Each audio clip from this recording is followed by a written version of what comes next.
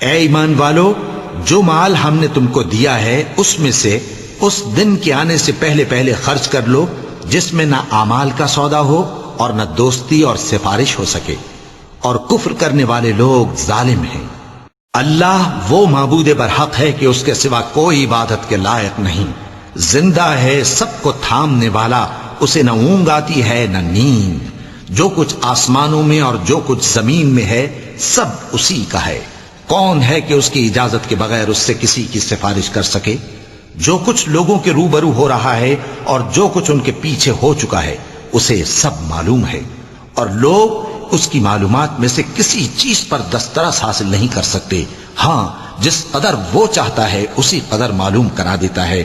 اس کی بادشاہی اور علم آسمان اور زمین سب پر حاوی ہے، اور اسے ان کی حفاظت کچھ بھی دشوار نہیں۔ وہ بڑا عالی رتبہ ہے، جلیل القدر ہے۔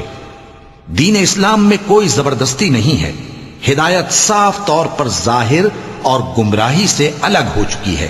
تو جو شخص بتوں سے اعتقاد نہ رکھے اور اللہ پر ایمان لائے، اس نے ایسی مضبوط رسی ہاتھ میں پکڑ لی ہے جو کبھی ٹوٹنے والی نہیں، اور اللہ سب کچھ سنتا ہے، سب کچھ جانتا ہے۔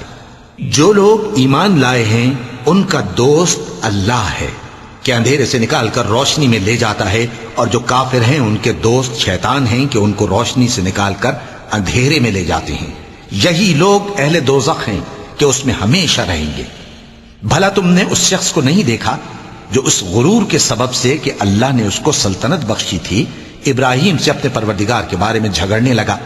جب ابراہیم نے کہا میرا پروردگار تو وہ ہے جو زندگی دیتا ہے اور موت دیتا ہے، وہ بولا کہ زندگی اور موت تو میں بھی دے سکتا ہوں۔ ابراہیم نے کہا کہ اللہ تو سورج کو مشرق سے نکالتا ہے، آپ اسے مغرب سے نکال دیجئے۔ یہ سن کر وہ کافر ہکا بکا رہ گیا، اور اللہ بے انصافوں کو ہدایت نہیں دیا کرتا۔ یا اسی طرح اس شخص کو نہیں دیکھا جس کا ایک بستی پر جو اپنی چھتوں پر گری پڑی تھی گزر ہوا، تو اس نے کہا کہ اللہ اس کے باشندوں کو مرنے کے بعد کیوں کر زندہ کرے گا؟ تو اللہ نے اس کی روح قبض کر لی اور 100 برس تک اس کو مردہ رکھا۔ پھر اس کو جلا اٹھایا اور پوچھا تم کتنا عرصہ مرے پڑے رہے ہو؟ اس نے جواب دیا کہ 1 دن یا اس سے بھی کم۔